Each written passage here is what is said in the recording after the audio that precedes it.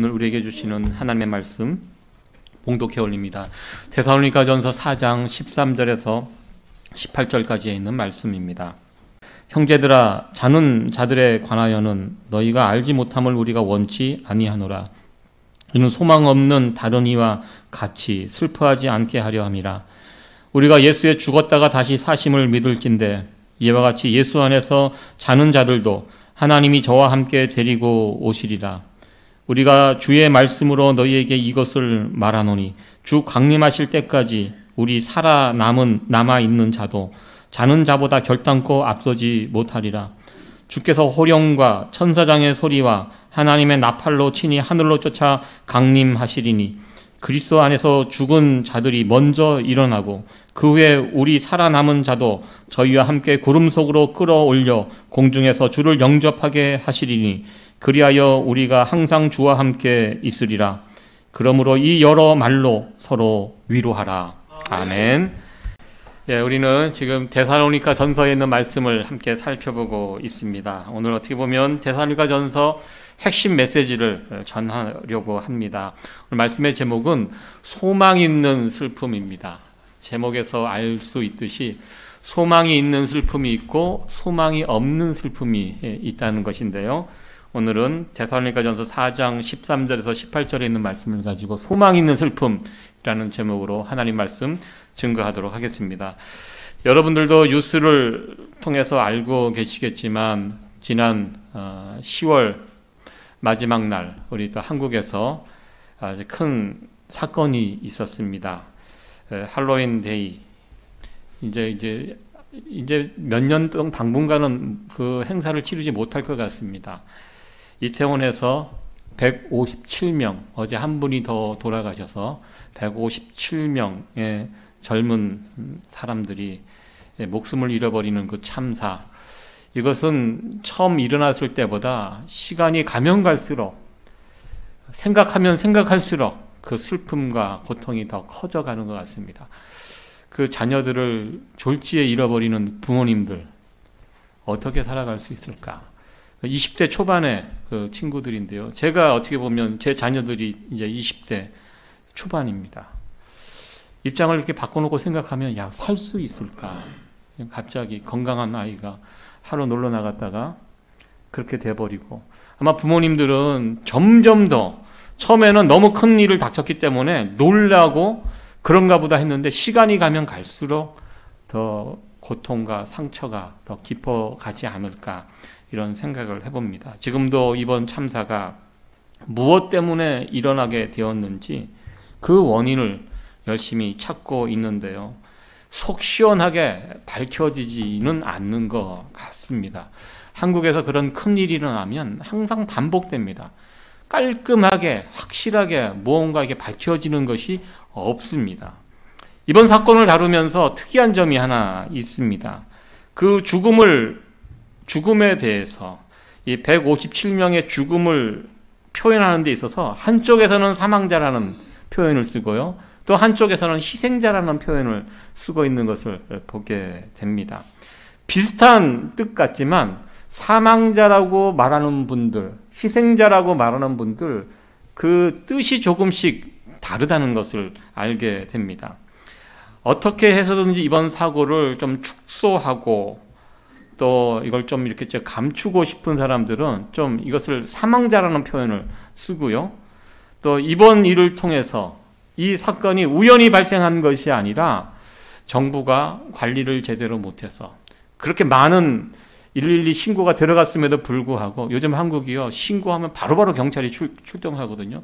부부싸움만 해도 전화를 해도 바로 오는 그런 나라에서 어떻게 그 수많은 사람들이 신고를 했는데 왜 나오지도 않고 그래서 이 모든 원인을 이제 정부 쪽에 그런 경찰 쪽에 이쪽에다가 돌리고 싶은 사람들은 희생자라는 표현을 쓰는 것 같습니다. 사망자, 희생자를 쓰는 사람들의 그 주장을 곰곰이 들어보면 그런 뉘앙스가 이 표현 속에 있는 것을 보게 됩니다.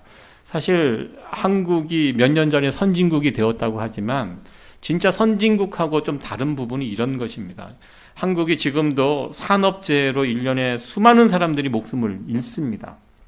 미국에서 안전사고로 누가 일을 하다가 사고를 당하면요, 난리 납니다. 잘못하다간 그 회사 문을 닫을 수 있을 정도로 아주 엄하게 다룹니다. 보상금도 뭐 엄청나게 많이 받습니다. 근데 한국은요, 그러지 않습니다. 한국은 지금까지 어떤 산업재해로 다치면 보상금도 적고요, 대부분 본인이 그 현장에서 부주의해갖고 사고를 만난 것으로 대부분 이렇게 결론이 납니다. 저는 이번 사건도 큰 틀에서 보면 그런 시각으로 보는 사람들이 있고요. 그래도 무슨 소리냐, 길거리에서 생떼 같은 아이들이 그렇게 많이 죽었는데 누군가 책임은 져야 되지 않은가, 그러면서 그렇게 목숨을 잃은 사람들을 희생자라고 또 이렇게 부르는 이 모습들을 보면서 죽음에 대해서 정치적으로 바라볼 때 이렇게 또 다르게 바라볼 수 있구나라는 것을 우리는 알게 됩니다. 오늘은 죽음에 관한 이야기를 먼저 해보았습니다. 정치적인 관점으로 죽음을 바라보는 그런 표현들이 다를 수 있습니다. 기독교적인 관점으로 죽음에 대해서 바라보는 관점이요, 세상 사람들이 죽음에 대해서 바라보는 관점과 또 다를 수 있다는 것입니다. 같지 않습니다. 우리가 바라보는 죽음과 하나님을 모르는 사람들이 바라보는 죽음, 다릅니다. 엄청나게 다릅니다. 오늘 이 부분에 관해서 한번 말씀을 나누고자 합니다. 데살로니가 교회 성도들은 한마디로 죽음에 관해서 좀 잘못된 그런 시각을 가지고 있었던 것 같습니다. 죽으면 끝이다 라는 이런 표현을 제가 해봤는데요, 그 당시 데살로니가 교회 성도들이 살았던 그 시대, 로마가 세상을 정복했던 그 시대입니다. 로마의 내세관, 죽음은 어떻게 바라봅니까? 로마 시대의 사람들은 죽음을 어떻게 바라보았습니까? 죽으면 끝난다. 희망이라는 것은 살아있는 사람들에게 해당되는 것이지 죽은 사람에게는 희망도 소망도 없다. 이것이 그 당시 세상 사람들이 가지고 있었던 죽음에 대한 생각이었습니다. 이 데살로니가 교회 성도들이 어떤 충돌이 있었냐면요, 주님 재림에 대한 그 신앙을 가지고 있었습니다. 주님 재림하시면, 다시 오시면, 이 부분에 대한 신앙이 있었는데요, 뭐가 부족했냐면 주님 재림하시기 전에 죽은 사람들, 이 사람들은 어떻게 되는가? 주님 재림하시기 전에 죽은 사람들은 그냥 그걸로 끝나는 것이다. 아무런 소망도 없다. 세상의 영향을 받아서 이런 생각을 가지고 그들이 있었던 것 같습니다. 잘못된 영적 지식을 그들이 가지고 있었습니다. 그럴 수밖에 없던 것이 사도 바울이 3주 전도에서 세운 교회입니다. 깊은, 함께 모여서 말씀을 공부하고 연구하고 그걸 통해서 세워진 것이 아니라 어쩔 수 없이 3주 사역하고 떠날 수밖에 없는, 그럼에도 불구하고 하나님께서 은혜를 베풀어 주셔서 그 데살로니가 지역에 교회가 세워지고 그들이 흩어지지 않고 환난과 핍박 중에도 그 교회를 세워가는 아름다운 교회였거든요. 근데 그들이 가지고 있는, 붙들고 있는 신앙의 깊이가 얕았습니다. 어쩔 수 없었습니다. 너무나 짧은 시간 안에 세워진 교회였기 때문에 영적인 문제에 있어서 무지한 모습이 그들 가운데 있었던 것을 보게 됩니다. 죽으면 다 끝난다. 죽는 자에게는 아무런 희망도 없다. 이런 생각으로 신앙생활을 하고 있으니까요, 좀 문제가 생기기 시작했던 것 같습니다. 혹시 여러분들 가운데는 죽음에 대해서 어떻게 생각하십니까? 죽으면 다 끝난다. 혹시 이렇게 생각하고 계십니까? 죽음 이후에 어떻게 될지 난 모른다. 죽어봐야 알지. 혹시 이렇게 생각하시는 분 계시면 손들지 마십시오. 제가 너무 두렵습니다. 아무도 안 계실 것이라고 저는 생각합니다. 그렇게 믿습니다. 이제 사도 바울은 예수님을 믿는 사람들이 이 죽음에 대해서 어떻게 바라봐야 할 것인지, 그리고 우리가 죽으면 어떻게 될 것인지, 특별히 우리 주님께서 재림하실 때 어떤 일이 일어날 것인지 데살로니가 교회 성도들에게 가르쳐 주었습니다. 이 데살로니가 전서는 짧은 성경입니다. 그러나 이 데살로니가 전서에서 가장 중요한 핵심 메시지는 재림에 관한 메시지입니다. 그래서 데살로니가 전서가 중요합니다. 먼저 13절 말씀을 같이 한번 읽어보도록 하겠습니다. 시작. 형제들아, 자는 자들에 관하여는 너희가 알지 못함을 우리가 원치 아니하노니 이는 소망 없는 다른 이와 같이 슬퍼하지 않게 하려 함이라. 아멘. 자는 자들에 관하여는 너희가 알지 못함을 우리가 원치 아니하노니. 되게 부드럽게 풀어서 쓴 것 같지만 자는 자들에 관하여서 너희가 알아야 한다. 여기서 자는 자들이 무슨 뜻입니까? 죽은 자들을 자는 자들로 그렇게 표현을 하고 있습니다. 여러분들, 우리가 죽으면 어떻게 됩니까? 죽으면 그 순간 천국 아니면 지옥으로 가게 돼 있죠. 그 순간 천국 아니면 지옥입니다. 우리는 예수님을 믿기 때문에 천국에 가게 될 것입니다. 천국에 갈 때 우리의 무엇이 갑니까? 영혼, 영이 갑니다.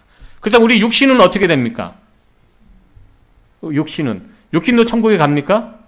아니죠. 우리의 육신은 이 땅에 묻히게 됩니다. 그것을 이제 잠자는 것으로 그렇게 표현을 하는 것입니다. 잠을 잔다. 근데 이 잠을 잔다는 표현이 여러 가지 혼란을 일으키는 것 같습니다. 그러니까 대표적으로 제7일 안식교는요, 사람이 죽으면 그냥 잠자는 것으로 그렇게 말합니다. 주장합니다. 제가 이것을 언제 알게 됐냐면, 예전에 어느 성도님이 교회에서 이제 장례를 치를 때 안식교 분들하고 같이 장례를 치른 적이 있습니다. 그러니까 돌아가신 분은 그때 그 교회 성도님이셨는데요. 그 친척분들, 가까운 분들이 다 안식교를 다녔던 그런 분이었습니다. 이분 혼자 안식교에서 탈출하셔갖고 이제 교회에 오셨던 분이시기 때문에 장례가 벌어지니까 가족 행사이기 때문에 그분들이 다니는 그 교회 목사님도 모시고 막 이렇게 이제 장례를 치르게 되었습니다. 좀 찜찜한 그런 마음이 있지만 이민교회 상황상 어쩔 수 없다 생각하고 같이 예배를 드렸습니다. 예배를 드려보니까요, 안식교라고 해서 별로 이상하지 않더라고요. 제가 처음에는 성경도 저희가 보는 성경 보고 찬송도 똑같이, 저 사람 찬송을 뭘 부르나 유심히 보니까 똑같이 저희하고 찬송 부르고 찬송과 가사 살짝 바뀌고 뭐 별 그렇게 뭐 차이도 없고 똑같이 하나님, 성령님, 예수님 똑같이 우리가 하는 형식대로 그대로 다 하였습니다. 그 목사님이 설교할 때 제가 기도하고, 제가 기도하면 그분이 설교하고 뭐 이렇게 이제 같이 연합해서 같이 이렇게 장례식을 치르게 되었는데요. 그때 그 안식교 교회 목사님이 전하시는 메시지나 기도의 내용을 제가 유심히 들어봤습니다. 뭐 잘못된 것이 없는지 신경을 써서 들어봤는데요. 제가 하나 발견한 것이 있습니다. 그분들은 절대로 돌아가신 분, 지금 죽으신 분이 지금 그 순간 천국에 가 있다라고 얘기 안 하십니다. 그거 얘기 안 하더라고요. 대신 잠자는 것으로, 그리고 잠자다가 언젠가, 그러니까 주님 재림하실 때 그때 천국에 가든지 지옥에 가든지 중간에서 쉬는 데가 있더라고요. 안식교회 그 장례식을 인도할 때 제가 들어보니까요. 그러니까 우리 같이 죽으면 그 즉시 천국에 가든지, 우리 예수님께서 한편 강도에게 그 말씀하셨잖아요. 오늘 내가 나와 같이 낙원에 있겠다. 이게 무슨 뜻입니까? 너 죽으면 중간에 자다가 나중에 내가 콜하면 오고, 이게 아니라는 뜻 아닙니까? 그 순간 죽으면 예수님과 같이 죽는 그 순간 네가 나와 낙원에 있다. 천국에 가 있다. 그러니까 우리가 믿는 그 죽음에 관한 신앙은 죽으면 천국 아니면 지옥입니다. 우리 영은 바로 옮겨가는데 안식교는 그게 없더라고요. 그분들이 잠자는 이 부분을 강조해 갖고 죽으면 잠자는 것으로, 잠자다가 때가 되면, 그 예수님 재림하실 때가 되면, 재림하시면 그때 이제 뭐 깨어나서 천국에 가든지 심판을 받든지 그때 그러니까 그분들이, 저도 안식교 교리에 대해서 정확하게 제가 살펴보지는 않았지만 그때 잠깐 접하면서 이게 우리하고 다르구나. 이분들은 이 잠잔다는 것을 정말 그렇게 중간 단계로 여기면서 죽는 즉시 천국에 가고 지옥에 가고 이것에 대해서 부정을 하고 있구나. 그때 이제 제가 알게 되었습니다.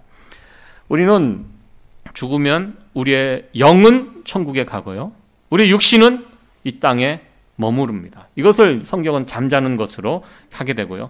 예수님께서 재림하실 때 우리의 몸이 이제 그때 되면 그때 되면 예수님처럼 부활체의 몸이 됩니다. 부활체가 어떤 몸입니까? 영만 있는 것이 아닙니다. 실제적으로 육신의 몸을 같이 영과 육이 그때 합쳐집니다. 부활체가 됩니다. 예수님 재림하실 때 우리 또한 예수님처럼 부활하여 부활체의 몸을 갖게 된다. 그때 그것이 우리가 가지고 있는 몸에 관한 신학입니다. 우리는 몸이 잔다라는 이 표현을 잘 받아들여야 하는데요. 그래서 예전에는 우리 육신이 이게 잠잘고 언젠가 이제 부활체로 되는 몸이기 때문에 교회 다니는 사람들은 화장을 잘 하지 않았습니다. 꺼려했습니다. 매장을 해놔야지 나중에 예수님 혹시 부활하시면 빨리 부활하시면 바로 이제 무덤에서 무침 그 육신이 있어야지 부활체로 이게 부활할 수 있는데 태워서 그냥 다 없애버리면 이거 힘들다. 그러니까 그렇게 예전에 설교하셨던 목사님도 계셨던 것으로 기억이 납니다. 혹시 여러분들 그런 기억 나십니까? 옛날에? 예. 처음 들어보는 그런 이야기처럼 생각하시는 분도 계시지만, 예, 저도 어렸을 때 그런, 그래서 가능하면, 웬만하면, 아니, 나는 절대로 화장하지 마라. 이렇게 이야기하시는 분들도 있었던 것 같습니다. 이와 비슷한 생각을 갖고 있는 분들이 또 있더라고요. 제가 예전에 이스라엘을 성지순례 했을 때, 저 예루살렘 정경입니다. 저 황금색 저 지금 이슬람 성전이 되었거든요. 저기가 이제 예루살렘의 중심입니다. 그 재밌는 것은 예루살렘 동쪽에 가면 저 계곡 너머 엄청난 공동묘지들이 깔려 있어요. 야, 여기에 왜 이렇게 공동묘지가 많은가 했더니요. 저기에 보면 유대교를 믿는 사람들은 어떤 믿음을 가지고 있냐면 메시아가 이 땅에 임할 때 무덤에 있는 메시아를 믿었던 사람들이 무덤에서 먼저 부활한다는 그 유대교에는 이 신앙이 있습니다. 그래서 그 사람들은 죽으면 저기에 묻히는 것이 꿈입니다. 제일 빠르게 예수님 메시아가 그들은 메시아라 그러죠. 메시아가 이 땅에 심판하러 올 때 저 무덤에서 사람이 일어나게 되는데 제일 먼저 일어날 무덤이 저 자리라고. 예, 유대교를 믿는 사람들은 그렇습니다. 그리고 한쪽에는 또 그리스도 예수님을 믿는 사람들 가운데도 저기다 무덤을 이렇게 만든 사람들이 있습니다. 예수님 재림하실 때 무덤에서 일어난다는 이 말씀을 액면 그대로 그냥 문자 그대로 믿어갖고 저기에다가 무덤을 만들어가서 저기다 묻혀 있는 사람들이 있습니다. 왠지 예수님 재림하실 때 저 자리가 무덤에서 제일 먼저 일어날 것 같은 그런 느낌이 있잖아요. 그런데 그래서 예전에는 저 지역이 되게 뭐 이렇게 쓸모없는 비탈도 져 있고 쓸모없는 땅이었는데 요즘은 굉장히 비싸다고 합니다. 저희 롱아일랜드도 어제 제가 말씀을 들어보니까 거의 뭐 이제 5,000불, 6,000불 그 한 자리가 예전에 1,000불 했는데 점점 자리가 없어지잖아요. 예. 여러분들 다 이게 한 자리씩 다 이렇게 예비해 놓으셨어요? 예. 빨리 서둘러야 될 것 같아요. 지금 여기 롱아일랜드 사람들이 점점 많아져 갖고 자리가 없고 제가 예전에 우스갯소리로 저도 예전에 교회에서 이렇게 자리를 마련해 놓잖아요. 이렇게 자리를 마련해 나갔고 그때 제가 가서 보니까 자리가 3자리인가 4자리밖에 이제 묻힐 자리가 그 자리밖에 없더라고요.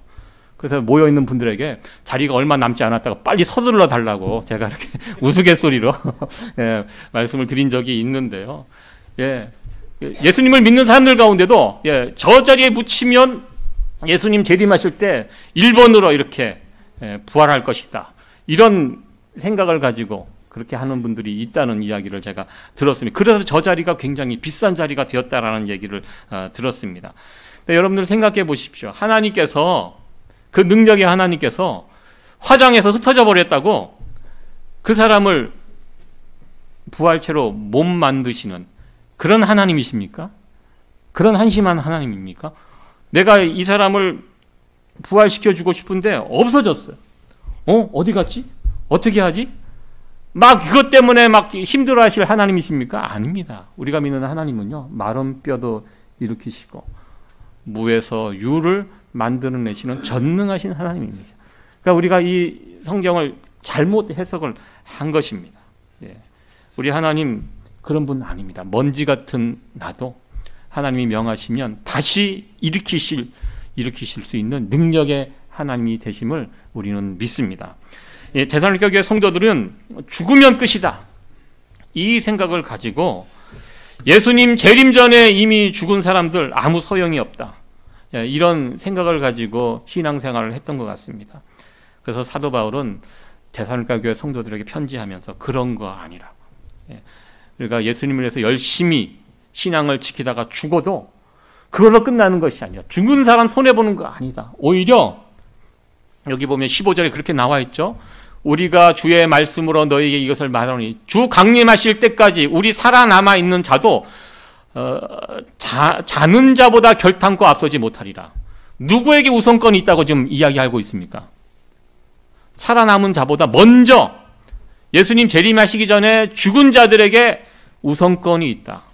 걱정하지 마라. 이거 가지고 피해당하지 않는다.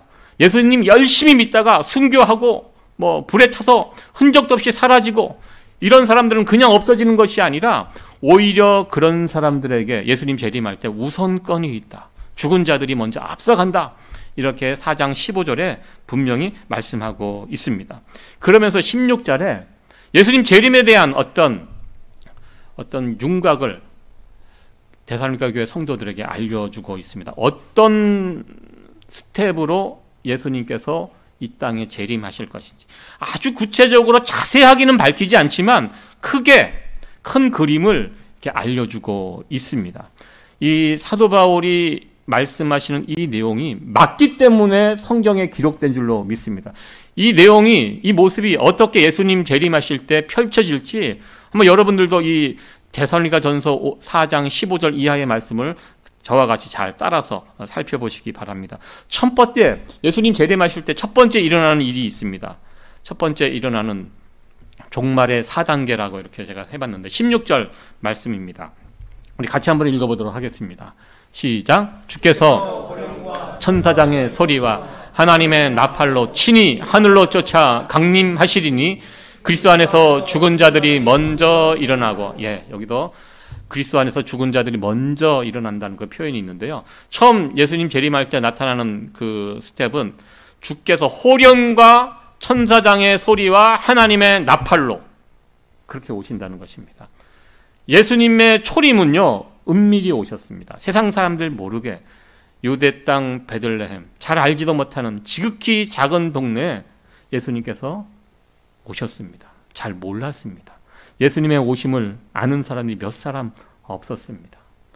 동방박사가 귀한 것이 무엇입니까? 그 멀리서 그것을 기억하고 와서 예수님, 그 어린 아기 예수님에게 무릎을 꿇고 메시아의 탄생을 축하하고 인정하고, 그 참 귀한 모습 아닙니까?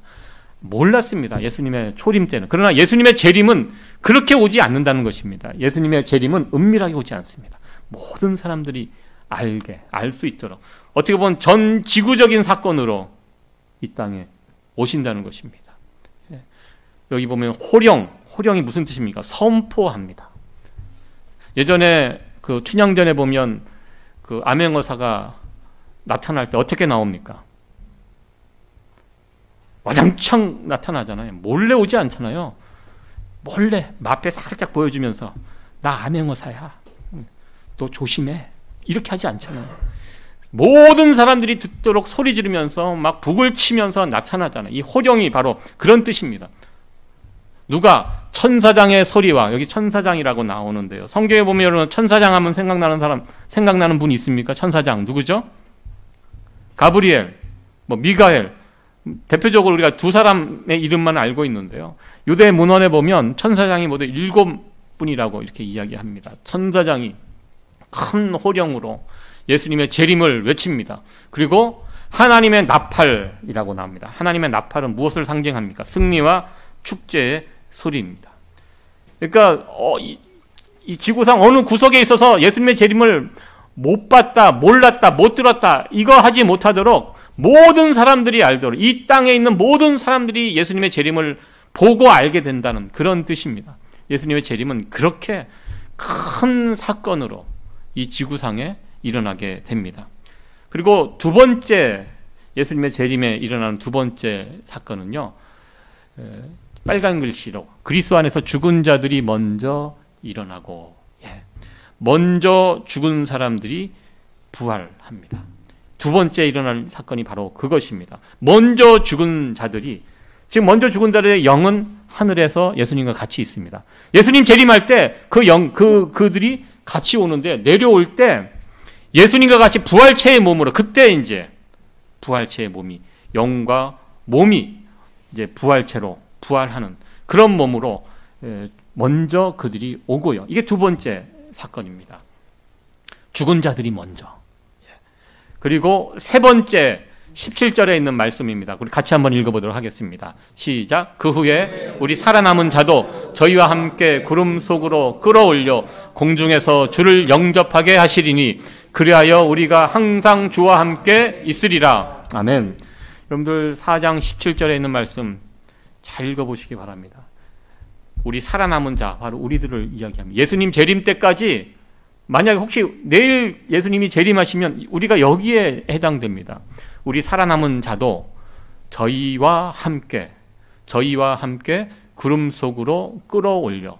뭐냐면 지금 예수님께서 강림, 하늘에서 예를 들어서 하늘에서 강림을 할 때 홀로 오시는 것이 아니라 먼저 있는 성도들, 그 천국에 있는 그들과 같이 강림을 하시는데요. 이 땅에 남아있는 사람들이 땅에서 만나는 것이 아니라 공중으로 올려진다는, 끌어올려. 이게 그 유명한 무엇입니까? 이것이 휴거입니다. 우리가 예전에 시한부 종말론 때문에 휴거에 관해서 굉장히 부정적인 생각을 가지고 있습니다. 우리 몸이 들려온다, 그 자체를 막 거부하고 인정하지 않고 하는데요. 성경에는 휴거가 정확하게 나와 있습니다. 우리가 한동안 이거에 대해서 거부감을 가지고 아예 취급도 안 하고, 그래서 예수님의 재림에 대해서 이야기하면 좀 불편해하고 혹시 뭐가 잘못됐는가 하고 이게 색안경을 끼고 보면서 오히려 잊혀진 성경, 점점 잊혀져가는 그런 이야기가 되는데, 그렇지 않다는 것입니다. 제가 데살로니가 전서를 설교하면서 이 부분을 뺄까도 생각을 해봤습니다. 제가 이 추수감사절 절기도 있고 했는데, 아니다. 데살로니가 전서의 핵심 메시지가 예수님의 재림인데 이 부분을 어떻게 건너뛰어서 할 수가 있는가. 그래서 오늘 좀 힘든 말씀이지만 오늘 말씀을 여러분들에게 다시 준비해서 전하게 됩니다. 휴거에 관한 이야기를 하고 있습니다. 우리가 공중으로 강력한 힘에 의해서 끌어올라간다. 이 이야기를 이야기하고 있습니다. 그러니까 예수님 재림할 때 두 가지 모습이 있습니다. 두 가지 모습. 어떤 모습? 위에서 내려오는 강림의 모습이 있고요. 밑에서 올라가는 휴거의 모습이 있습니다. 강림과 휴거가 있습니다. 두 가지에 해당이 됩니다. 우리들, 예수님 믿는 자들에게는. 여러분들은 강림과 휴거 중에 어느 것을 선택하시겠습니까? 여러분들이 선택하신다면 무엇이 더 괜찮을 것 같아요? 둘 다 싫다면 안 됩니다. 둘 중에 하나는 하셔야 됩니다. 올라가든지 위에서 내려오든지. 저는 선택하라고는 휴거가 나을 것 같아요. 휴거 하겠습니다. 여러분들 그러시죠? 강림하시려면 먼저 가셔야 돼요.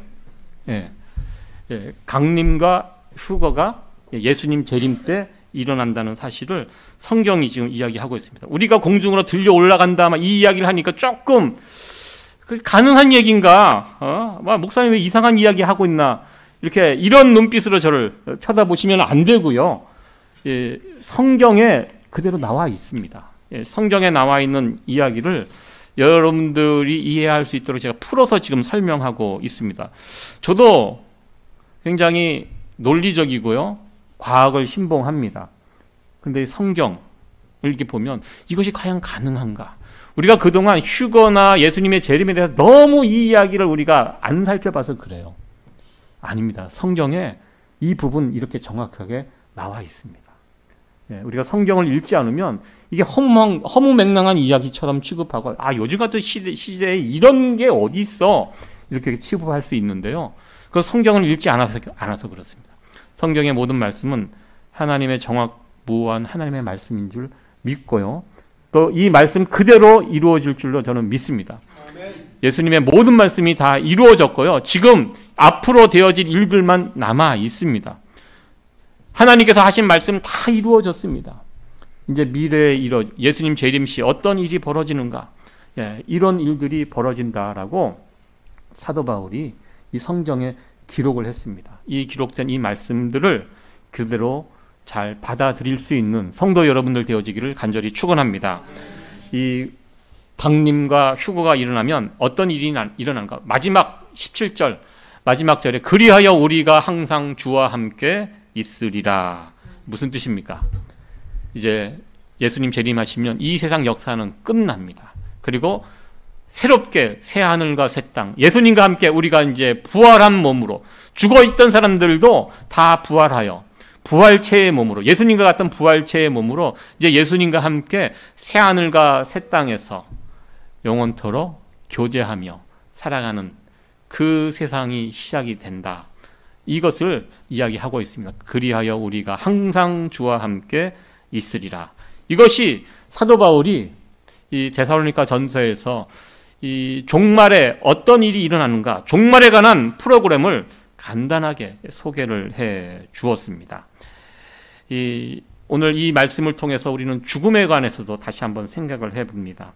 이 세상에서 가장 슬픈 일은 사랑하는 가족을 먼저 떠나보내는 그 일들이 가장 슬픈 일이라고 저는 생각합니다. 제가 말씀을 준비하면서 처음 드렸던 이번에 이태원에서 희생당한 157명, 생각할수록 물론 저와 연결된 사람들은 없습니다.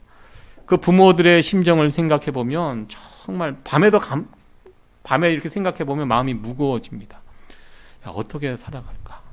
하루아침에 놀러 나갔다가 그렇게 돌아온 그 자녀들의 보니까 막 신발 모아놓은 거, 옷 모아놓은 거 이렇게 사진만 봐도 저는 그래서 한동안 못 보겠더라고요. 어떻게 이런 일이, 그 부모들 어떻게 살아갈까? 그렇게 하면서 오늘 보면요, 오늘 말씀의 제목이 소망이 있는 슬픔, 소망 있는 슬픔입니다. 어떻게 보면 그 가운데 예수님을 믿는 사람들이 없다면, 예수님을 믿지 않았다면 소망 없는 슬픔이거든요. 그래도 우리에게 다행스러운 것은 이 세상에 만나는 어떠한 죽음도 예수님 안에 있는 죽음들은 소망 있는 죽음이라는 것입니다. 그래서 다시 한번 우리가 마음을 다잡게 됩니다. 그렇게 우리가 살다 보면 우리의 마지막이 어느 부지불식간에 그냥 갑자기 길 가다도 죽을 수 있는 세상입니다. 그 사람들만의 문제가 아니라 우리들도 여기서 멀쩡하게 살다가 어느 순간 갑자기 사고를 만나서 이 세상 마무리할 수 있습니다. 그냥 이렇게 가게 되면 그런 가운데 예수님에 대한 믿음도 없이 살다가 세상을 떠나는 사람들은요, 소망 없는 죽음입니다. 가장 비참하고 슬픈 죽음입니다. 그래도 우리에게 무엇이 있습니까? 예수님이 계십니다. 예수 믿는다고 해서 그런 사고가 피해가는 거 아닙니다. 이번에 죽은 분들 가운데 예수님 잘 믿는 사람들도 있었을 것이라고 저는 생각합니다. 예수님 잘 믿는다고 그런 사건, 사고가 피해가는 거 아닙니다. 코로나 바이러스가 예수 믿는다고 피해갑니까? 아닙니다. 다 우리가 일반 세상 사람들처럼 당하는 사건, 사고 우리가 똑같이 경험합니다. 차이가 무엇입니까? 우리가 당하는 죽음은 무엇이 있습니까?